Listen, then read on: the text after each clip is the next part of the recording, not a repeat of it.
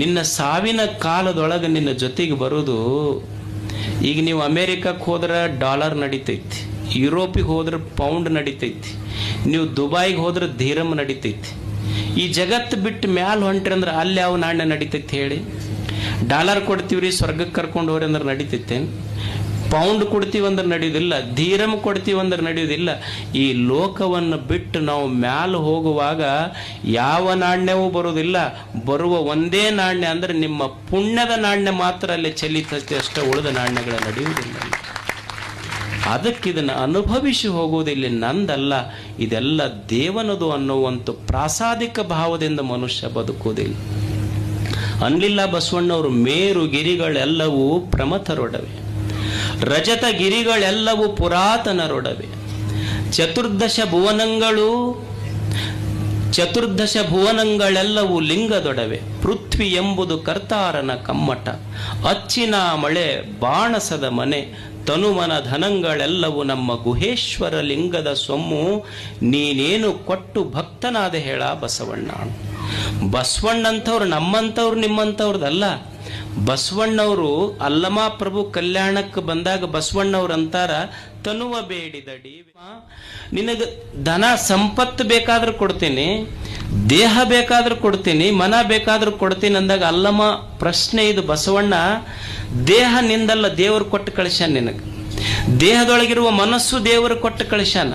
ಈ ಸಂಪತ್ತು ನೀ ಬರುವಾಗ ತಂದಿಲ್ಲ, ನೀ ಹೋಗುವಾಗ ನಿನ್ನ ಜೊತೆನೂ ಬಂದಿಲ್ಲ, ಇದು ನಂದು ಅಂತ ಹೆಂಗೆ ಪ್ರೂವ್ ಮಾಡ್ತೀಯಪ್ಪ ನೀನು? ನಮ್ಮಂಥವ್ರಿಗಲ್ಲ, ಬಸವಣ್ಣವ್ರಿಗೆ. ಅವಾಗ ಅಲ್ಲಮ ಅಂತನ ಮೇರು ಗಿರಿಗಳೆಲ್ಲವೂ ಪ್ರಮಥರೊಡವೆ, ಪುರಾತನರೊಡವೆ, ರಜಿತ ಗಿರಿಗಳೆಲ್ಲವೂ ಪುರಾತನರೊಡವೆ, ಚತುರ್ದಶ ಭುವನಗಳೆಲ್ಲವೂ ಲಿಂಗದೊಡವೆ. ಇಲ್ಲಿ ನಮ್ಮದನ್ನುವುದೇನೈತಿ? ಬೆಟ್ಟಗಳನ್ನು ನಿರ್ಮಾಣ ಮಾಡಿದವರಾರು, ಹಿಮಾಲಯಗಳನ್ನು ನಿರ್ಮಾಣ ಮಾಡಿದವರಾರು, ಸಾಗರಗಳಿಗೆ ನೀರನ್ನು ತುಂಬಿಸಿದವನಾರು, ಸೂರ್ಯ ಚಂದ್ರರಂಥ ಆರದ ದೀಪಗಳನ್ನು ಹಚ್ಚಿ ತೇಲಿ ಬಿಟ್ಟವರಾರು. ನಾವು ಒಂದು ದೀಪ ಹಚ್ಚಿ ಮನ್ಯಾಗ ಒಂದು ದಿವಸ ಹಚ್ಚಿದ್ರೆ ಹೊರಗೆ ಹೋಗಿ ಬರೋದ್ರಾಗ ಆರ್ತೈತಿ. ಇಲ್ಲೊಬ್ಬ ಒಂದಿಷ್ಟು ದೀಪ ಹಚ್ಚಾನ, ಸೂರ್ಯ ಚಂದ್ರರನ್ನುವ ದೀಪ ಹಚ್ಚಾನ, ಇನ್ನೂ ಆರಿಲ್ಲ. ಅವ ಹಚ್ಚಿದ ದೀಪ ಎಲ್ಲಿ? ನಾವು ಹಚ್ಚಿದ ದೀಪಗಳಲ್ಲಿ. ನಮ್ಮ ಕಾರ್ತಿಕ ಐತಿ, ವರ್ಷಕ್ಕೊಮ್ಮೆ ಬಂದಾಗ ಅದು ನಾವು ಹಾಕಿದ ಎಣ್ಣೆ ನಾಯಿ ಕುಡ್ದು ಹೋಗ್ತೈತಿ. ನಮ್ಮ ಕಾರ್ತಿಕ್ ವರ್ಷಕ್ಕೊಮ್ಮರ್ತೈತಿ, ಆದ್ರೆ ಅವ ಎಲ್ಲ ಜನರ ಕಣ್ಣೊಳಗ ಬೆಳಕು ತುಂಬಿ ಜಗತ್ತು ನಡೆಸ್ಯಾನಲ್ಲ, ಒಂದು ನಿತ್ಯ ಕಾರ್ತಿಕೋತ್ಸವ. ನಮ್ಮದು ಯಾವ ಕಾರ್ತಿಕೋತ್ಸವ?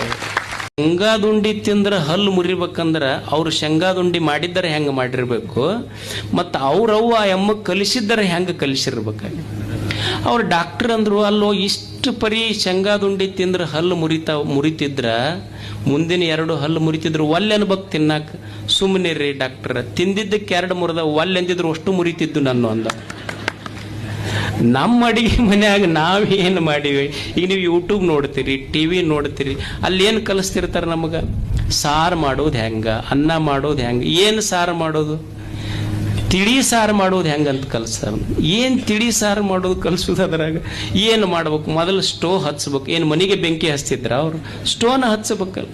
ತಿಳಿ ಸಾರು ಮಾಡೋದೇನು? ನೀರು ಹಾಕ್ಬೇಕು, ಖಾರ ಹಾಕ್ಬೇಕು, ಉಪ್ಪು ಹಾಕ್ಬೇಕು, ತಿಳಿ ಸಾರು ಇಂಥದ್ದು ಹೊಲ್ದಾಗ ಹೋಗಿ ದುಡ್ದವನ ಅಲ್ಲೇ ಹೊಕ್ಕವು, ಮುಂದೆ ಕಾಶಿಗೆ ರಾಮೇಶ್ವರಕ್ಕೆ ಹೊಕ್ಕವು, ಹೊಳ್ಳಿ ಮನೆಗೆ ಬರ್ತಾವನ ಇಂಥದ್ದು ತಿಂದ್ರೆ. ನಮ್ಮ ಅಡಿಗೆ ಮನೆ ವ್ಯವಸ್ಥೆ ಬೇರೆ, ದೇವನ ಅಡಿಗೆ ಮನೆಯ ವ್ಯವಸ್ಥೆ ಬೇರೆ. ದೇವನ ಅಡಿಗೆ ಮನೆ ಎಷ್ಟು ಅದ್ಭುತ. ನಾವೆಲ್ಲ ಯಾಚಿದ್ರು ನಮ್ಮದು ಅಡಿಗೆ ಕೆಟ್ಟೈತಿ. ದೇವನ ಅಡಿಗೆ ಮನೆಯಾಗ ಹೆಂಗೈತಿ ಅಂದ್ರೆ ಬರೇ ಮಣ್ಣಾಗ ಬೆಳೆದಾನತ್, ಮಣ್ಣಾಗ ಬೆಳೆದಾನ ಅವನು ಅಡಿಗೆ ಮನೆ. ಅಷ್ಟು ಅದ್ಭುತ ಐತಿ. ನೀವು ನೋಡ್ರಿ, ಮಣ್ಣೈತಿ, ಮಣ್ಣಿನೊಳಗಿಂದ ಒಂದು ಸಣ್ಣ ಸಸಿ ಬಂದೈತಿ. ಮಾವಿನ ಗೊಟ್ಟ ಸಣ್ಣ ಸಸಿ ಬಂದೈತಿ, ಏನು ದೊಡ್ಡದಲ್ಲ, ಒಂದು ಸಣ್ಣ ಸಸಿ ಬಂದೈತಿ. ಒಂದು ಸಣ್ಣ ಸಸಿ ಬಂದೈತಿ. ಎದರಿಂದ ಬಂದೈತಿ?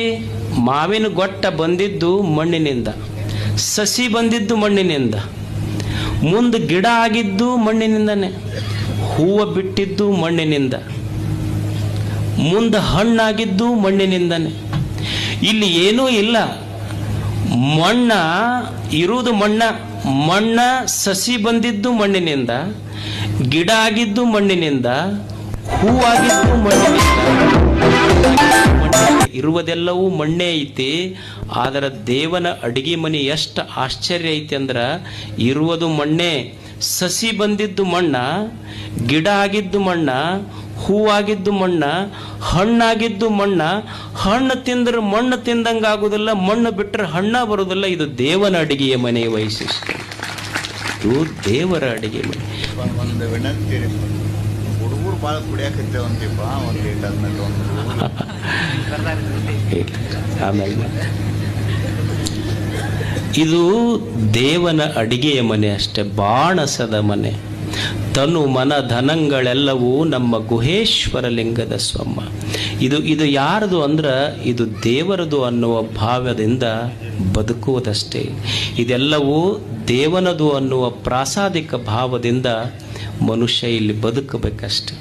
ನಂದು ಅನ್ನುವುದು ತೆಗೆಯುವುದು, ನಂದು ಅನ್ನುವ ಜಾಗದೊಳಗೆ ಭಗವಂತನೇ ಇದು ನಿಂದು ಅಂತ ಕೂಡಿಸಿಬಿಟ್ರೆ ಅವ ನಿತ್ಯ ಸುಖಿ ಅಷ್ಟೇ. ಸುಖ ಪಡ್ಲಿಕ್ಕೆ ಏನೂ ಬೇಕಾಗಿಲ್ಲ. ನಂದು ಅನ್ನುವ ಜಾಗದೊಳಗೆ ನಿಂದು ಅಂತ ಸೇರಿಸುವುದಷ್ಟೇ. ಅದಕ್ಕೆ ಹೀಗೆ ಬದುಕುವುದಕ್ಕಾಗಿಯೇ ಇದೊಂದು ಸತ್ಸಂಗ. ಇಲ್ಲೆಲ್ಲ ಗುರುಗಳು ಇದೊಂದು ಸತ್ಸಂಗ ಮಾಡಿದ್ದಾರೆ ನೋಡಿ. ಮನುಷ್ಯನಿಗೆ ಇದು ಇರಬೇಕು, ಸತ್ಸಂಗ ಕಲಿತಿರ್ಬೇಕಷ್ಟ. ಸತ್ಸಂಗ ಇರಬೇಕು, ಸತ್ ಸಂಘ ಯಾವಾಗಲೂ ಒಳ್ಳೆಯವರ ಸಂಘ ಇರಬೇಕು. ಈಗೊಂದು ಬಿದಿರು ಇರ್ತೈತಿ, ಬಿದಿರು. ನೀವು ಕಾಡಿನೊಳಗೆ ಕಟ್ಟಿಗೆ ಆಯಕ್ಕೆ ಹೋಗ್ರಿ, ಕಟ್ಟಿಗೆ ಆಯಕ್ಕೆ ಹೋದಾಗ ಬಿದಿರು ಸಿಗತೈತಿ.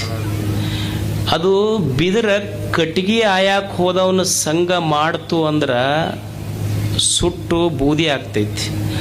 ಅದೇ ಕೊಳಲು ಮಾಡೋವನ ಕೈಯಾಗ ಸಿಕ್ತು ಅಂದ್ರೆ ದೇವರ ಕೈಯಾಗ ಕೊಳಲು ಆಗ್ತೈತಿ ನೋಡ್ರಿ. ಇದು ಸಂಘ ಯಾರ ಸಂಘ ಮಾಡ್ತೀವಿ ಅನ್ನೋರ ಮೇಲೆ ಡಿಫ್ರೆಂಟ್ ಅಷ್ಟೆ.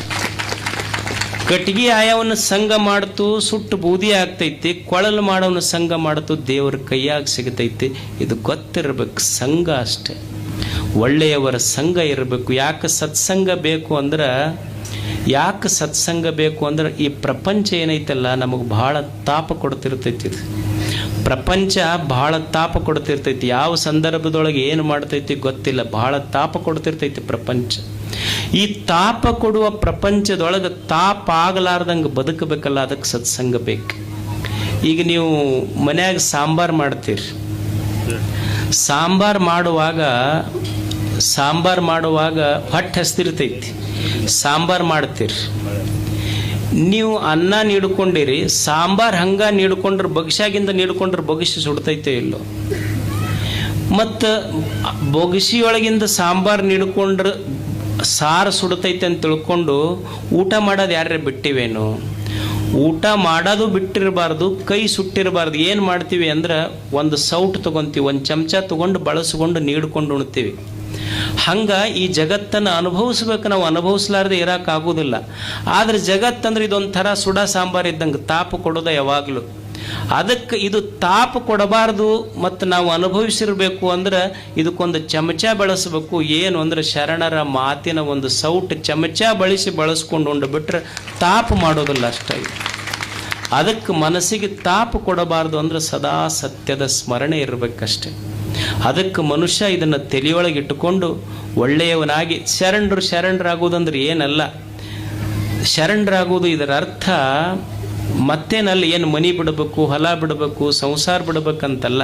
ಯಾರ ಶರಣರು ಅಂದ್ರೆ ಸದ್ವಿಚಾರ ತಲೆಯಲ್ಲಿ, ಯಾರ ತಲೆಯಾಗ ಚಲೋ ವಿಚಾರ ಇರ್ಬೇಕು, ತಲೆಯಾಗ ಸದ್ವಿಚಾರ ತಲೆಯಲ್ಲಿ, ಸತ್ ಕಾರ್ಯ ಕೈಯಲ್ಲಿ, ಸವಿ ಮಾತು ಬಾಯಲ್ಲಿ, ಸದ್ಭಾವ ವೇದೆಯಲ್ಲಿ, ಇಷ್ಟಿದ್ರೆ ಅವನೇ ಶರಣ. ಇದಕ್ಕಿಂತ ದೊಡ್ಡದೇನದ ಹೇಳಿ?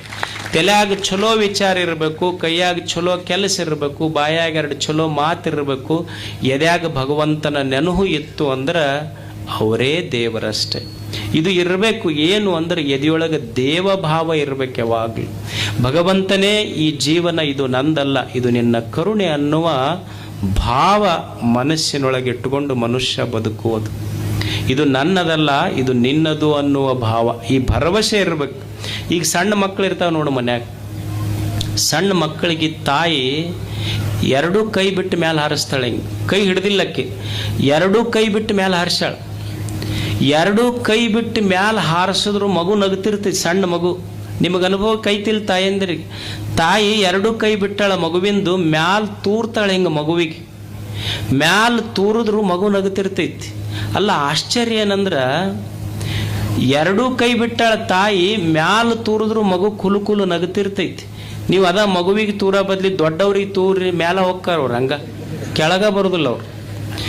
ಮಗುವಿಗೆ ತಾಯಿ ತೂರ್ಯಾಳ, ಎರಡೂ ಕೈ ಬಿಟ್ಟಾಳ, ಆದ್ರೂ ಮಗು ಕುಲು ನಗತಿರ್ತೈತಿ. ಯಾಕೆ ನಗತಿರ್ತೈತಿ ಅಂದ್ರ, ಮಗು ಯಾಕೆ ನಗತೈತಿ ಅಂದ್ರೆ ನನಗೆ ಜನ್ಮ ಕೊಟ್ಟ ತಾಯಿ ನನಗೆಂದೂ ಕೈ ಬಿಡುವುದಿಲ್ಲ ಅನ್ನುವ ಭರವಸೆಯಿಂದ ಮಗು ನಗತೈತಿ. ಹಂಗೆ ನಮ್ಮ ಎದೆಯೊಳಗೊಂದು ಭರವಸೆ ಇರಬೇಕು, ದೇವರು ಏನು ಜನ್ಮ ಕೊಟ್ಟಾನ ಅವ ನಮ್ಮ ಕೈ ಬಿಡುವುದಿಲ್ಲ, ಇದೆಲ್ಲವೂ ಆತನ ಕರುಣೆ ಅನ್ನುವ ಭರವಸೆಯಿಂದ ನಾವು ಬದುಕಬೇಕನ್ನುವಂಥ ಮಾತು ಹೇಳಿ, ಇಷ್ಟು ಬಿಸಿಲೊಳಗೂ ಸಹಿತ ಎಷ್ಟು ಶಾಂತ ಕುಂತೀರಿ ನೀವು. ಎಷ್ಟು ಬಿಸಿಲಾಗ ಪಾಪ ಅದನ್ನು ಇದು ಹೊಚ್ಕೊಂಡು, ಶರಗ್ ಹೊಚ್ಕೊಂಡು, ಕರ್ಚಿಪ್ ಹಾಕ್ಕೊಂಡು, ಗಾಳಿ ಹಾಕ್ಕೊಂಡು ಎಷ್ಟು ಮಸ್ತ್ ಕುಂತೀರಿ ನೀವು. ನೀವಿಷ್ಟು ಬಿಸಿಲೊಳಗೆ ಕುಂತರೂ ಇಷ್ಟು ಶಾಂತ ಕುಂತೀರಿ. ನೀವು ಬೆಂಗಳೂರು ಹೋಗ್ರಿ, ಅಲ್ಲಿ ಎ ಸಿ ರೂಮ್ನಾಗ 200-250 ಮಂದಿ ಇರ್ತಾರೆ, ಎಷ್ಟು ಗದ್ದಲ ಮಾಡ್ತಾರೆ. ನೀವು ಡೆಲ್ಲಿಗೆ ಹೋಗ್ರಿ, ಬರೀ 500 ಮಂದಿ 600 ಮಂದಿ ಇರ್ತಾರೆ, ಅವ್ರು ಎಷ್ಟು ಗದ್ದಲ ಮಾಡ್ತಾರೆ. ಇಷ್ಟು ಎ ಸಿ ರೂಮ್ನಾಗ ಕುಂತರು ಗದ್ದಲ ಮಾಡೋರು ಒಂದು ಕಡೆ, ಇಷ್ಟು ಬಿಸಿಲ್ನಾಗ ಕುಂತರು ಸಮಾಧಾನ ಕುಂತಿರಲ್ಲ, ಅದು ಭಾರತ ಅಲ್ಲ, ಇದು ನಿಜವಾದ ಭಾರತ. ಅಂದ್ರೆ ಒಟ್ಟು ಇಷ್ಟು ಹೊಗಳ್ಕೊಂತಿರ್ಬೇಕಂದ್ರೆ ಸುಮ್ ಕೂಡವ್ರು ನೀವು ಮಂದಿ. ಏನು ಕೂಡಲ ಸಂಗಮ ಅಂದ್ರೆ ಎಲ್ಲೋ ಬಸವಣ್ಣ ಕೃಷ್ಣೆ ಮಲಪ್ರಭೆ ಹೋಗಿ ಕೂಡಿದ್ದು ಕೂಡಲ ಸಂಗಮ ಅಲ್ಲ. ಇಲ್ಲಿ ಎಷ್ಟು ಜಾತಿಗಳು, ಮತಗಳು, ಪಂಥಗಳು, ಪಕ್ಷಗಳು ಎಲ್ಲವನ್ನ ಮರೆತು ನಾವೆಲ್ಲರೂ ಕೂಡಿ ಬದುಕಬೇಕನ್ನುವ ಭಾವ ಬಂದು ಕುಂತಿರಲ್ಲ, ಇದು ನಿಜವಾದ ಕೂಡಲ ಸಂಗಮ. ಇದಕ್ಕಿಂತ ದೊಡ್ಡ ಕೂಡಲ ಸಂಗಮ ಏನಿದೆ? ಇಂಥ ಭಾವದಿಂದ ಮತ್ತೊಮ್ಮೆ ನೆಳ್ಳಾಗ ಬರೋಣ. ಪಾಪ ನಿಮಗೆ ಇಷ್ಟೆಲ್ಲ ಬಿಸಿಲಾಗ ಕೂಡಿಸ್ಯಾರ, ತಾಪಾಗಿದೆ, ಅದಕ್ಕೆ ಕ್ಷಮೆ ಕೋರಿ ತಮ್ಮೆಲ್ಲರಿಗೂ ವಂದಿಸಿ ನಮ್ಮ ಮಾತುಗಳನ್ನು ಮುಗಿಸ್ತೀನಿ.